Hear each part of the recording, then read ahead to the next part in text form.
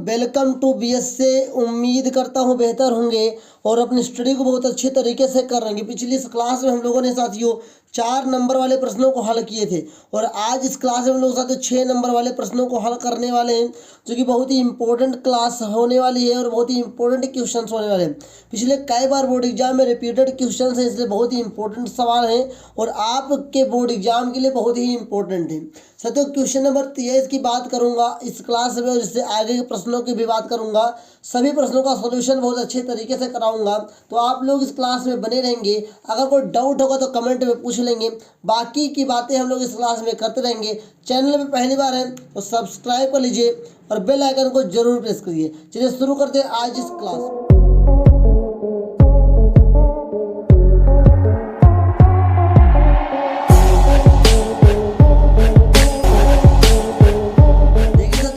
यहाँ पर जो क्वेश्चन नंबर 23 है वो लिखा हुआ है, निम्नलिखित समीकरणों के युग्म को हल कीजिए।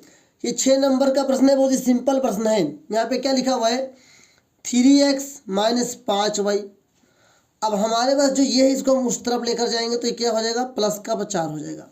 यहाँ पर x है, इस y को इधर लेंगे तो ये माइनस में हो जाएगा, मतलब कि ये 9x - 2y बराबर में 7 हो जाएगा। इसे समीकरण हम 1 मान लेते हैं, इसे समीकरण हम लोग 2 मान लेते हैं। ध्यान दीजिएगा, तभी आपको ज़्यादा समझ में आने वाला है। अब अगर समीकरण हम लोग साथियों क्या देखें कि समीकरण 1 में 3x है, समीकरण 2 में 9x है, तो अगर हम x को हटाना चाहते हैं विलोपन विधि का उपयोग करेंगे तो हम लोग क्या करेंगे, इस हर इसको बराबर करेंगे। क्या करेंगे, इसको बराबर करेंगे। तो सबसे पहले लिखेंगे विलोपन विधि से, क्या विलोपन विधि, जिस विधि का उपयोग करेंगे जरूर लिखेंगे विलोपन विधि से। चूंकि यहाँ पर कोई विधि का नाम नहीं लिखा तो जो आपकी इच्छा वो आप लगा सकते हैं। विलोपन विधि से लिखेंगे समीकरण 1 के दोनों पक्षों, क्या के समीकरण 1 के दोनों पक्षों में 3 से गुणा करने, तो 3 से गुणा करेंगे साथियों तो क्या हो जाएगा, हो जाएगा 3x - 5y ऐसे गुणे 3 और बराबर में 4 गुणे 3 हो जाएगा। ओके, तो 3 त्रिका 9, 9x - 5 15y बराबर में 4 12। अब ध्यान दीजिएगा, मैंने आपको बताया था कि अगर हम जिस वेरिएबल्स को हटाना चाहते हैं, अगर उस वेरिएबल्स में अगर एक ही चिन्ह है तो घटाया जाएगा, विपरीत चिन्ह है तो जोड़ा जाएगा। तो हमें x को हटाना चाहते हैं, क्योंकि यहाँ पर भी प्लस है यहाँ पर भी प्लस है, तो इसको घटाएंगे तो लिखेंगे अब समीकरण 1 में से 2 को घटाने पर, जब मेरे पे 2 को घटाएंगे तो समीकरण 1 ऊपर लिखेंगे। समीकरण 1 अपना ये है, तो 9x - 15y इक्वल टू 12 हो जाएगा। समीकरण दूसरा ये आपका है, 9x - 2y बराबर में 7। चूँकि घटाना है तो यहाँ पर घटाव का चिन्ह लगाएंगे और जो घटाने वाला है ये क्या हो जाएगा, प्लस का चिन्ह लग जाएगा, यहाँ पर ये माइनस हो जाएगा। ऐसे कर लेंगे और जो साथियों हमें काटना है वो काट लेंगे, तो ये प्लस माइनस में एक कट जाएगा मेरे प्यारे साथियों। देन इसके बाद हम लोग क्या करेंगे, घटाएंगे तो 15 में से जब 2 जाएगा तो चूंकि यहाँ पर प्लस माइनस में बड़ा है तो माइनस लग जाएगा, 15 में से 2 जाएगा 13 वही बराबर में 12 में से 7 जाएगा 5 हो जाएगा, ये 13 नीचे आ जाएगा। तो हम कह सकते हैं साथियों कि y बराबर क्या आएगा, -5/13। ये हमारा y का मान हो गया। अब इस y के मान को समीकरण हम कहाँ रखेंगे, समीकरण 2 में रखेंगे और यहाँ से x की वैल्यू निकालेंगे। तो आगे नेक्स्ट पेज पर हम लिखने जा रहे हैं, यहाँ पर लिखेंगे साथियों समीकरण 2 में y का मान रखने पर ओके। चलिए समीकरण 2 अपना क्या है, ये 9x - 2y, तो यहाँ लिखेंगे साथियों 9x - 2 और y के जगह y का मान -5/13 रखेंगे, ब्रैकेट में -5/13 बराबर में y बराबर यहाँ पे कितना था, 7 था, तो यहाँ पे 7 रख लेंगे। अब आगे लगाऊंगा मैं, तो यह हो जाएगा आपका 9x माइनस माइनस प्लस हो जाएगा, 5 दूनी 10/13 इक्वल टू 7। अब इस प्लस वाले को उधर ले जाएंगे तो माइनस हो जाएगा साथियों। तो कह सकता हूँ कि 9x बराबर 7 माइनस 10/13। यहाँ करूँगा तो 9x बराबर 13 × 91 माइनस 10/13 लग जाएगा। ओके, तो यहाँ पे क्या हो जाएगा बेटा, 9x बराबर में 91 में से 10 जाएगा तो 81 बचेगा बटा 13। तो कह सकता हूँ कि 9 1 कम 9, 9 9 81। तो x बराबर क्या आएगा, 9/13। तो हमारा x का मान आया 9/13 और y का मान कितना है, -15/13। तो एक साथ में जरूर लिखेंगे। अतः इस रैखिक समीकरण युग्म का हल x बराबर 9/13 और y बराबर -5/13। और इसको हम लोग क्या करेंगे, एक बॉक्स में बंद कर देंगे और ये अपना क्या हो जाएगा मेरे प्यारे साथियों, ये अपना आंसर हो जाएगा। उम्मीद करता हूँ कि आपको समझ में ज़रूर आया होगा। वो अगर कोई डाउट होगा तो कमेंट में ज़रूर पूछेंगे। बाकी अगर कोई डाउट है तो तुरंत पूछा करो, बहुत ही आसान तरीके से मैं समझाता हूँ। और मैं उम्मीद करता हूँ ये प्रश्न आपको 6 नंबर का प्रश्न 6 मिनट में समझ में जरूर आ गया होगा, बल्कि 6 मिनट से कम समय इस प्रश्न को लगा है मुझे समझाने में। अगर आपको समझ में आ जाएगा तो आप इसे 2 मिनट में 1 मिनट में भी लगा सकते हैं। आइए साथियों इसके अगले क्वेश्चंस की ओर। इसमें अथवा वाला है, लेकिन याद रखिए इन दोनों में से केवल आपको एक करना है। लेकिन चूंकि मैं आपको समझा रहा हूँ, पढ़ा रहा हूँ, तो मैं आपको दोनों समझाऊंगा, जिससे अगर इन दोनों में से जो भी आपको ज़्यादा सरल लगेगा उसको आप अपने एग्जाम में जरूर हल करिएगा। तो यहाँ पे क्वेश्चन लिखा है कि 2 अंकों की एक संख्या एवं इसके अंकों को उलटने पर बनी संख्या का योग 66 है। यदि संख्या के अंकों का अंतर 2 हो तो संख्या ज्ञात कीजिए। आइए हल करते हैं। यहाँ पे हल लिखेंगे और कैसे लिखेंगे, पहले लिखेंगे माना इकाई अंक बराबर x, फिर माना दहाई अंक बराबर हमने y मान लिया। तो देखिए वास्तविक लिखेंगे, तब वास्तविक संख्या बराबर क्या होगा साथियों, दहाई पे क्या है y, तो हो जाएगा 10y + x। ओके, और पलटी हुई संख्या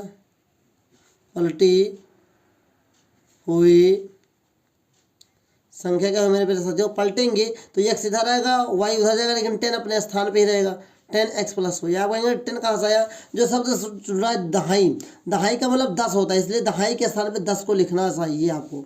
अब देखिए, आइए सबसे पहले कह रहा है इनको जोड़ा जाता है तो कितना 66 आया था। तो आइए स्थिति नंबर 1 का वर्णन करते हैं। लिखेंगे स्थिति 1 के अनुसार कहता है साथियों कि अगर इन दोनों को जोड़ा जाता है तो साथियों क्या होता है, 66 आता है। तो 10y + x + 10x + y = 66। अब 10 1 11, तो 11y + 10 और 1 11x बराबर 66 हो जाएगा।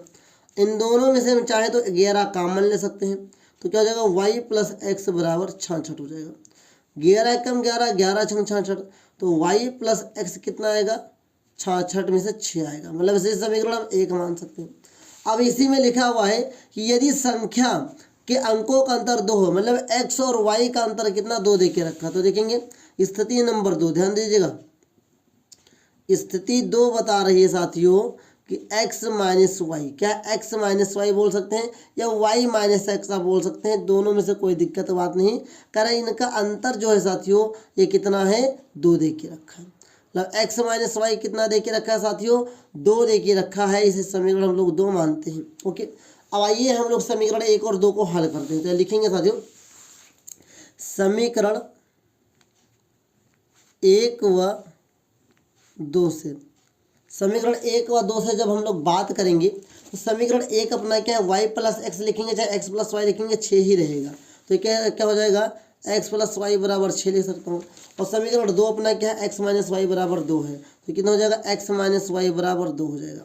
मैंने आपको विलोपन विधि में बताया था साथियों, यहाँ पे क्या करेंगे, माइनस कर लेंगे तो ये प्लस हो जाएगा साथियों, ये माइनस हो जाएगा। हम लिख सकते हैं विलोपन विधि के उपयोग से, क्या लिख सकते हैं, विलोपन, ये लिखने से होगा ना आपकी फ्रिक्वेंसी बढ़ेगी। विलोपन विधि के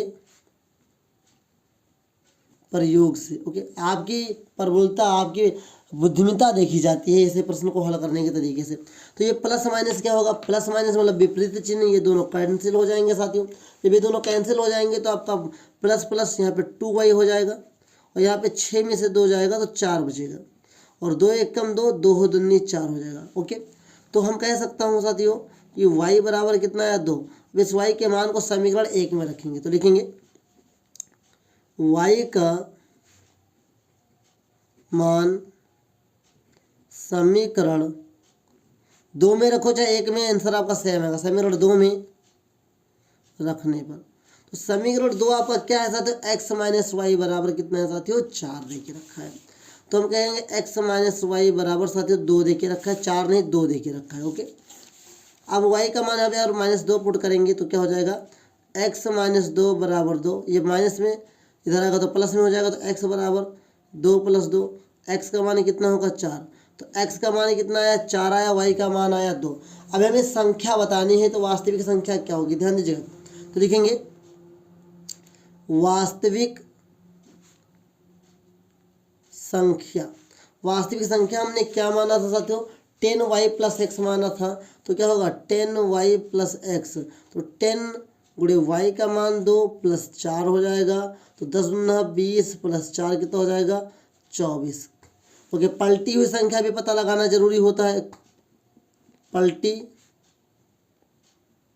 हुई संख्या क्या थी 10x + y, 10x + y, तो 10 गुणे 4 + 2, 10 चौक 40 + 2 कितना हो जाएगा 42। तो या तो हमारी संख्या 24 होगी या तो हमारी संख्या क्या होगी 42। तो लिखेंगे अतः संख्या बराबर 24 या 42, 24 या 42 होगी। उम्मीद करता हूँ कि आपको ये समझ में आया होगा। और ये अपना क्या है, ये अपना आंसर बॉक्स में बंद करने से क्या बनता है, एक अलग तरीका पता चलता है कि आप अच्छी तरीके से लगा लेते हैं प्रश्न को। और ये बहुत ही आसान तरीके से मैंने आपको समझाया। अगर कोई डाउट है तो कमेंट में पूछ लीजिए। बाकी हम लोग इसी क्रम में आगे बढ़ेंगे और प्रश्नों को भी हल करेंगे। आइए साथियों इसी क्रम में लोग आगे। देखिए यहाँ पे 24 नंबर प्रश्न लिखा हुआ है मेरे प्रिय साथियों, लिखा है एक मंदिर की ऊंचाई 15 मीटर है। मंदिर के शीर्ष से सड़क के दूसरी ओर बने भवन के शीर्ष का उन्नयन कोण 30 डिग्री है। सवाल ये कह रहा है कि मान लेते हैं यहाँ पर हमारा मंदिर 15 मीटर ऊंचा है और इसी मंदिर के सड़क के दूसरी ओर पे एक क्या है साथियों, यहाँ पर आपका क्या है, यहाँ पर एक आपका भवन बना हुआ है। मंदिर के शीर्ष से और सड़क के दूसरी ओर बने शीर्ष मतलब भवन के शीर्ष से जो कोण यहाँ पर बन रहा है ये 30 डिग्री का बन रहा है। ओके, आगे बोला गया है तथा भवन के पाद का अवनमन 45 डिग्री है। भवन के पाद का मतलब, और यहाँ पर लिखा है साथियों तथा भवन के पाद का अवनमन कोण। भवन आपका क्या, भवन हमने इसको मान लिया है साथियों, भवन का पाद क्या है ये है, तो अवनमन कोण मतलब यहाँ से बन रहा है ये अवनमन कोण साथियों। और ध्यान दीजिएगा तभी आप समझ पाएंगे वरना नहीं समझ पाएंगे। ये बन रहा है साथियों कितना 45 डिग्री का कोण। ओके, आइए इसको हम मिला देते हैं। अब ये 15 मीटर हमारा मंदिर है, तो अगर ये 15 मीटर है तो साथियों ये भी 15 मीटर होगा। ओके, अब ध्यान से देखिए, ये हम इसे ए मानते हैं, इसे हम बी मानते हैं, इसे हम सी मानते हैं, इसे हम डी मानते हैं, इसे हम ई मानते हैं। अगर ध्यान दें थोड़ा सा साथियों तो डी ई मतलब बी ई और डी सी क्या पैरेलल है, मतलब समांतर है। तो जो समांतर रेखाएं होती हैं साथियों वो मतलब क्षैतिज होती हैं और क्षैतिज रेखाओं से बने कोण क्या होते हैं, एकांतर कोण होते हैं। मतलब ये कोण इस कोण के बराबर भी होगा, मतलब ये 45 डिग्री होगा। उम्मीद करता हूँ ये आपको समझ में जरूर आ गया होगा। और आइए अब हम लोग साथियों प्रश्न को कमाल करने जा रहे हैं। अब ध्यान दीजिएगा, आगे बढ़ते हैं, लिखेंगे चूंकि दिया है कि मंदिर की ऊंचाई बराबर 15 मीटर। ओके, ये देखिए रखा है। अब ध्यान से देखेंगे तो चित्र में क्या लिखेंगे, चित्र में डी ई बराबर बी सी या सी बी, तो बराबर कितना हो जाएगा 15 मीटर। ओके, ये उम्मीद करता हूँ आपको समझ में आ गया होगा। अब इसके बाद हम लोग क्या करेंगे, ध्यान दीजिएगा तभी आप समझ पाएंगे। अब इतना करने के बाद हम क्या करेंगे, त्रिभुज लेंगे ई डी सी लेंगे, लिखेंगे त्रिभुज ई डी सी में ये कितने 45 डिग्री का, तो लिखेंगे चूंकि ये समकोण त्रिभुज है तो हम लोग क्या कर सकते हैं, tan sin कुछ भी ले सकते हैं। तो चूंकि इसको निकालना ये देके रखा है तो लंब बटा आधार हो जाएगा, तो हम क्या करेंगे tan का उपयोग करेंगे। तो लिखेंगे tan 45 डिग्री बराबर लंब बटा आधार मतलब कि ई डी बटा डी सी। tan 45 का मान 1 होता है, ई डी का मान 15 मीटर दे के रखा है मेरे प्यारे साथियों। तो डी सी कितना हो जाएगा, डी सी कम डी सी, तो डी सी भी कितना हो जाएगा 15 मीटर ही हो जाएगा। उम्मीद करता हूँ ये आपको जरूर समझ में आ गया होगा। तो डी सी जब 15 मीटर तो लिखेंगे क्योंकि ई बी बराबर डी सी है, इसलिए क्या, इसलिए ई बी बराबर 15 मीटर।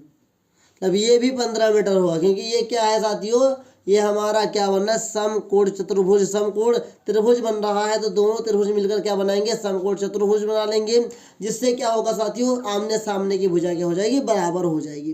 तो ये 15 मीटर तो ये भी 15 मीटर हो जाएगा। अब आइए सवाल ये पूछा गया था कि सिद्ध कीजिए कि भवन की ऊंचाई 5 ब्रैकेट में 3 प्लस √3 मीटर है, हो जाएगा। हमारे पास ये 15 मीटर है तो ये भी कितना होगा, 15 मीटर ही होगा, ये हमें पता है। और आप आइए हम इस पे काम करने जा रहे हैं। तो पहले हम त्रिभुज अब त्रिभुज में बात करेंगे, इस त्रिभुज में ए बी ई में तो देखेंगे अब त्रिभुज ए बी ई में। अब हमें देखिए ये तो पता चल गया 15 मीटर होगा, तो इसको हम ना कम इसको ले लें तो लिखेंगे में, तो जब इसको लेंगे लंब बटा आधार तो tan लगेगा, तो लिखेंगे tan 30 डिग्री बराबर ए बी बटा बी। और tan 30 का मान मेरे प्यारे साथियों 1/√3 होता है, और ए बी हमें पता करना है, और हमारे पास साथियों बी ई का मान यहाँ से निकाल लेंगे तो ये 15 हो जाएगा। 15 एक कम 15 हो जाएगा मेरे प्यारे साथियों, घबराइए नहीं। तो ए बी का मान कितना हो जाएगा, ए बी बराबर हो जाएगा 15/√3 मीटर। तो ये क्या हो गया, ये हमें ये पता चल गया। बी सी का मान ये है, एक पूरा का पूरा क्या है साथियों, ये पूरा का पूरा आपका क्या है, भवन है। तो लिखेंगे अतः लिखेंगे भवन की कुल ऊंचाई बराबर ए बी, क्योंकि A B plus B C. तो ए बी का मान हमारे पास 15/√3 आया है प्यारे बच्चों, क्या लिखेंगे 15/√3 लिखेंगे, प्लस बी सी का मान कितना है साथियों 15 है। उम्मीद करता हूँ ये समझ में जरूर आया होगा। ओके, क्रॉस मल्टीप्लाई अगर मैं कर लूँगा, ऐसे क्रॉस मल्टीप्लाई कर लूँगा तो घबराइए नहीं, आपको समझ में सारी चीज़ें आएंगी, और सारी चीज़ें आने के साथ साथ बहुत चीज़ें मैं आपको समझाने वाला हूँ, तो घबराइए नहीं। अगर मैं इसका प्रमेयीकरण करना चाहूँ, जिसका प्रमेयीकरण कर सकता हूँ, √3 का नीचे ऊपर क्या कर लूँगा साथियों, गुणा कर लूँगा, तो ये कितना हो जाएगा, ऊपर हो जाएगा 15/√3, नीचे कितना हो जाएगा 3 हो जाएगा, प्लस में कितना हो जाएगा 15, 3 एकम 3, 3 5 15 हो जाएगा। तो ये हो जाएगा साथियों 5/√3 प्लस 15। इन सब में क्या कामन है, 5 कामन ले सकता हूँ, 5 कामन लूँगा तो √3 तो ये बचेगा, 5 तय 15 प्लस का 3 बचेगा, ये भी मीटर में। चूँकि हमें यही सिद्ध करना था, यही हमको लेकर के आना था, तो यही हमारा आ गया। तो लिखेंगे इसको पहले ब्रैकेट में कर लेंगे बंद, और लिखेंगे हैंस प्रूव्ड। क्या लिखेंगे साथियों, हैंस प्रूव्ड। उम्मीद करता हूँ कि आपको धीरे धीरे कुछ ना कुछ समझ में आया होगा, क्योंकि हमारे पास क्या था, हमारे पास केवल 15 मीटर ये दे के रखा था, कोण दे के रखा था, और इस 15 मीटर की मदद से हमने सारा प्रश्न लगाया आपके सामने, और ये हमें सिद्ध करना था, जो कि हमने सिद्ध किया। अगर कोई डाउट है तो कमेंट बॉक्स में पूछ लीजिए, और आइए इसी क्रम में हम लोग आगे बढ़ते हैं और अगले प्रश्न को भी हल करते हैं। आइए जो अथवा वाला भी प्रश्न लगाते हैं, हल करेंगे, लेकिन याद रखिए आपको दोनों प्रश्न नहीं करना है, दोनों में से जो आपको सरल लगेगा वही आपको बोर्ड एग्जाम में करना है। लिखा एक भवन के शीर्ष से एक मीनार, तो मैं मान लेता हूँ कि भवन अपना ये है, और भवन के शीर्ष से एक मीनार के शीर्ष का, मीनार मतलब कुछ यहाँ होगा, और यहाँ पर मैं मान लेता हूँ यहाँ, ध्यान तो देखिएगा तभी आप समझ पाएंगे। मीनार के शीर्ष का उन्नयन कोण 60 डिग्री है, इसको यहाँ से मिला देते हैं। फिर अगले भवन के शीर्ष से, भवन के शीर्ष से मीनार के पाद बिंदु का अवनमन, मतलब यहाँ पर जो यहाँ पर बात की जाए यहाँ तक ये कितने डिग्री का है, ये 45 डिग्री का। चित्र यहीं तक बनेगा, ये चित्र थोड़ा इतना गड़बड़ मान लीजिए, इतना गड़बड़ मान लीजिए। अगर ये 45 डिग्री है तो ये भी 45 डिग्री का, क्यों? क्योंकि मैंने आपको ऑलरेडी बता दिया है कि दोनों के 36 रेखाएं हैं। 36 रेखाएं से बने कोण पर एकांतर कोण बनता है। एकांतर कोण क्या होते हैं? एक दूसरे के बराबर होते हैं। अगर मैं यहाँ से ए ले लूँ, यहाँ से बी ले लूँ, यहाँ से सी ले लूँ, यहाँ से डी ले लूँ, यहाँ से क्या ले लूँ? ए ले लूँ। सवाल इस बार दूसरी बार पलटा गया है, कह रहा है कि अगर ये पूरा का पूरा जो मीनार है ये कितने का है? 40 मीटर है, तो सिद्ध कीजिए कि भवन की जो ऊंचाई है वो 20 ब्रैकेट में √3 - 1 है, वो हो जाएगा। निश्चिंत रहिएगा। आइए पहले हल करते लिखेंगे। माना हमारे पास भवन है तो लिखेंगे माना भवन की ऊंचाई बराबर h, मतलब हमने इसको h मान लिया। अब इसको जब हमने h मान लिया तो अगर ए बी का बात करूं, ए बी की बात करूंगा तो ये क्या होगा? ये h है तो ये भी h हो जाएगा।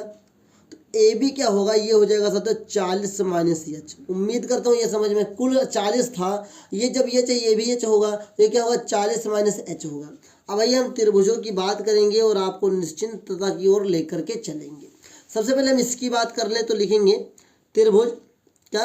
त्रिभुज EDC, त्रिभुज EDC में 45 डिग्री है तो लिखेंगे tan 45 डिग्री इक्वल टू लंब बटा आधार, जो कि ये क्या? समकोण त्रिभुज है, तो क्या हो जाएगा? ED/DC। तो tan 45 का मान 1 होता है, ED का मान यह चाहे DC ऐसे रख लेंगे। ओके, और यहाँ पर क्या लेते हैं कि DC कम DC, मतलब H का मान अगर देखें तो कितना हो जाएगा? DC हो जाएगा। और DC का मान भी तो क्या हो जाएगा? H, मतलब DC का मान कितना हो गया? H metre. तो हम कह सकते हैं DC बराबर H metre, H metre. Okay, चलिए आगे बढ़ता हूँ। DC अगर है तो यहाँ लिखेंगे चूंकि DC बराबर EB है, तब EB बराबर क्या होगा? H मीटर होगा, मतलब इसका मान H हो जाएगा साथ पूरे का पूरा। ओके, अब आइए हम आगे बात करते हैं। ऊपर वाले त्रिभुज में लिखेंगे अब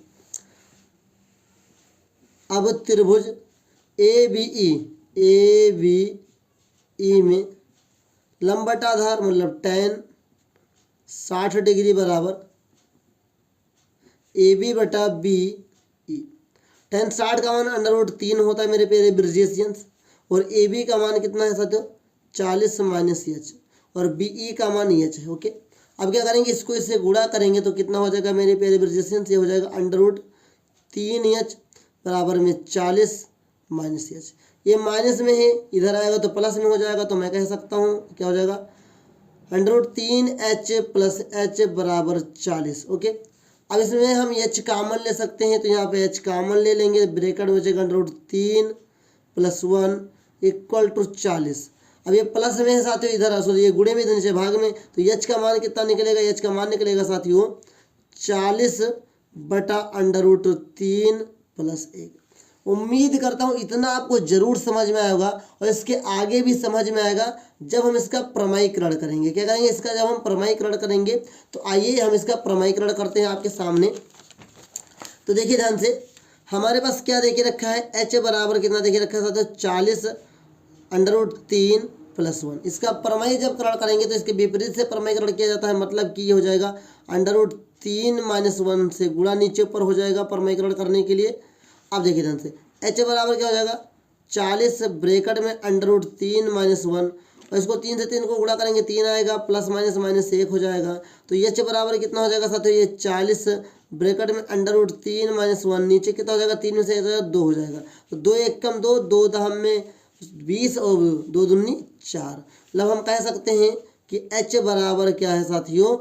20 ब्रैकेट में √3 - 1 मीटर। ओके, जो हमको सिद्ध करना था, कहना क्या? हमको सिद्ध करना यही था कि बताइए कि भवन की ऊंचाई कितनी होगी? 20 √3 ब्रैकेट में √3 - 1 होगी। और हमने यहाँ पर माना क्या था कि माना भवन की ऊंचाई h हमने माना था, और h का मान इतना ही आया, तो लिखेंगे हैंस प्रूव्ड। क्या लिखेंगे साथ? Hence proved. उम्मीद करता हूँ आपको समझ में जरूर आया होगा। और अगर कोई डाउट है, कोई शिकायत है, कोई संदेह है तो आप पूछ सकते हैं कमेंट बॉक्स के थ्रू। बाकी बहुत ही आसान तरीके से मैंने आपको समझाया है। कोई भी डाउट है तो कमेंट करके पूछ सकते हैं। बाकी की क्लास भी देखना है तो आइए इसी क्रम में हम लोग आगे बढ़ते हैं और अगले प्रश्न को भी देखते हैं। क्वेश्चन 25 में साथियों लिखा हुआ है, बहुत ही आसान सा प्रश्न है लेकिन बहुत ही दिमाग लगाने वाला प्रश्न है। लिखा हुआ है साथियों, एक ठोस एक शंकु के आकार का है जो एक समान आधार त्रिज्या के अर्धगोले पर अध्यारोपित है। मतलब एक अर्धगोला है आपका, इसके ऊपर एक क्या है, इनकी त्रिज्याएं क्या है, समान है, और इस पे क्या है, एक शंकु अध्यारोपित है। कुछ इस प्रकार से ध्यान दीजिएगा। ओके, चलिए, इसमें कोई एक ठोस है तो कह रहा है साथियों कि यदि अर्धगोले का वक्र पृष्ठ तथा शंकु का वक्र पृष्ठ समान हो तो शंकु की त्रिज्या और ऊंचाई का अनुपात ज्ञात कीजिए। बहुत ही आसान सा प्रश्न है, लग जाएगा। लिखेंगे, देखिए लिखेंगे, पहले माना त्रिज्या बराबर आर।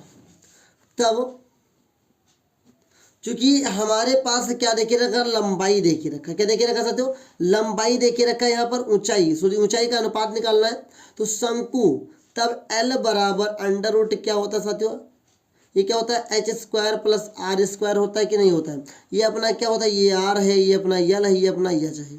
तो L बराबर क्या होता है, under root H square plus L, break comma मान सकते हैं, ऊंचाई क्या, ऊंचाई हम मान सकते हैं क्या, एच। ओके, अब देखिए लिखेंगे, चूंकि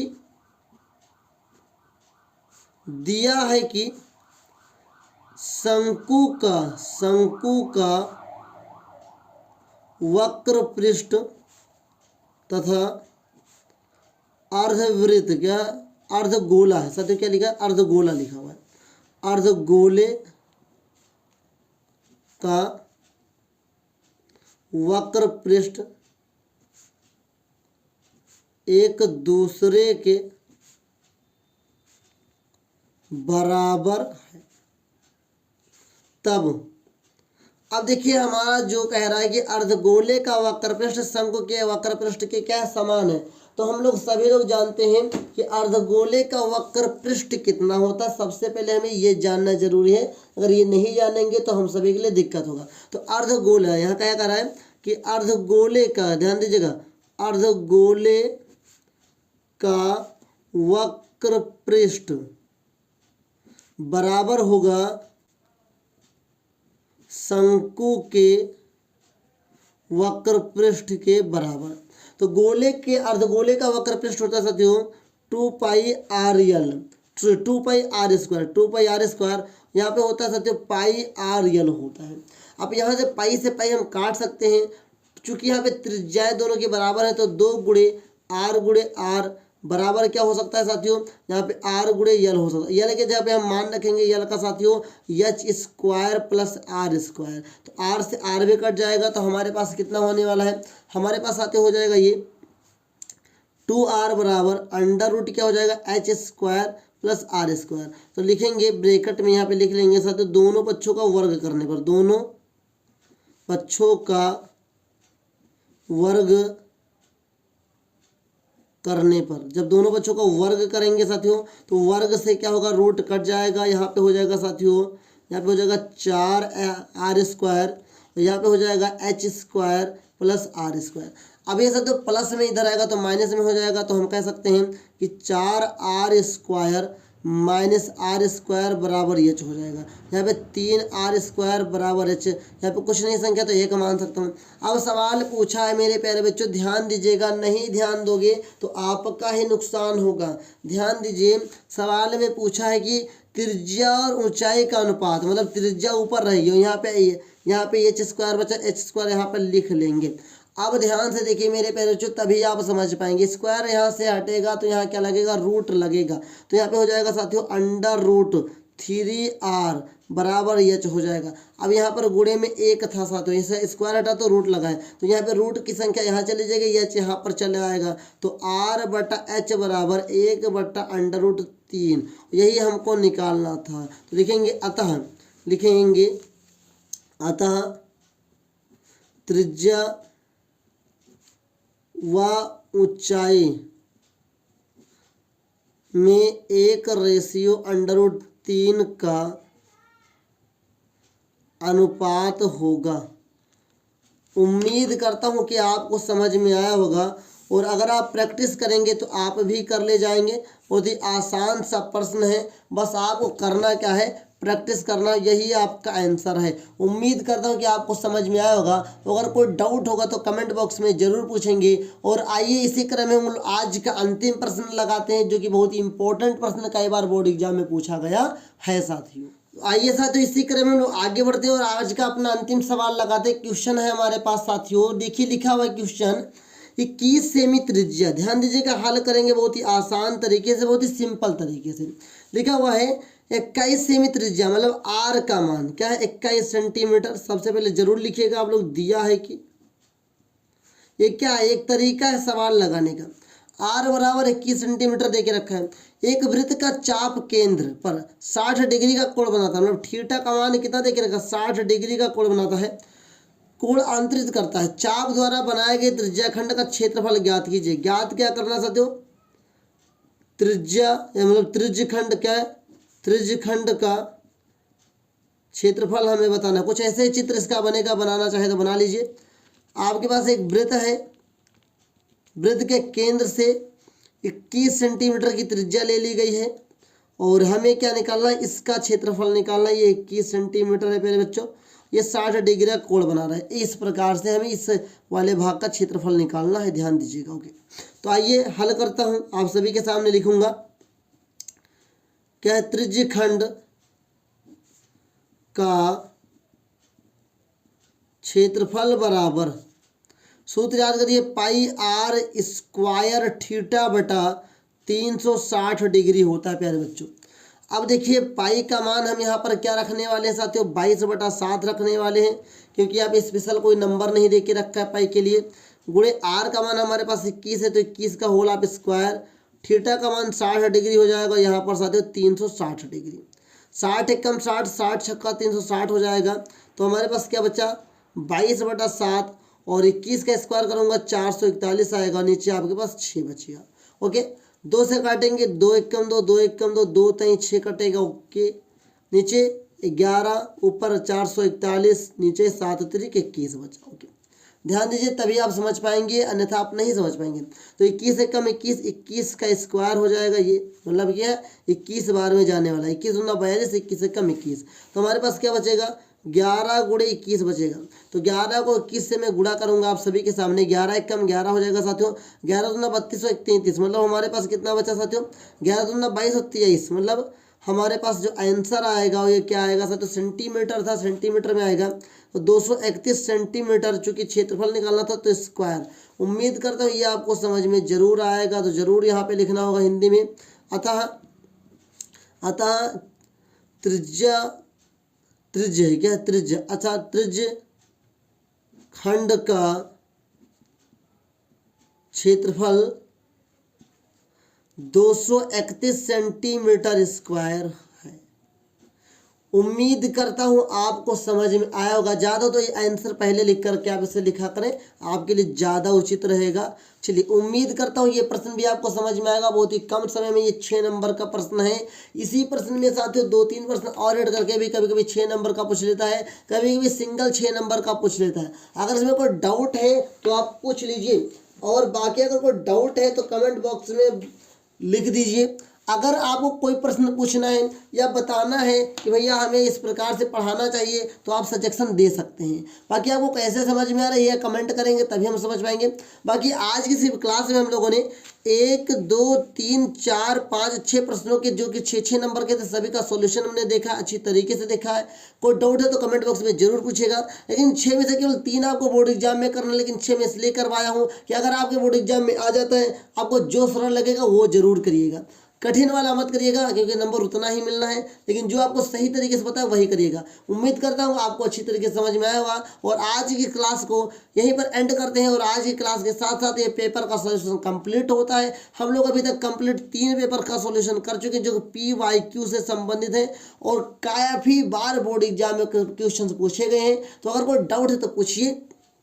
बाकी अपने साथियों के संग वीडियो को शेयर करिए, वीडियो अच्छी लगी तो लाइक करिए, अपने दोस्तों से शेयर करके उनका मदद करिए, चैनल में पहली बार सब्सक्राइब करिए। मिलेंगे एक नई वीडियो में, नई इन्फॉर्मेटिव क्लास में। तब तक के लिए जय हिंद, वंदे मातरम, भारत माता की जय।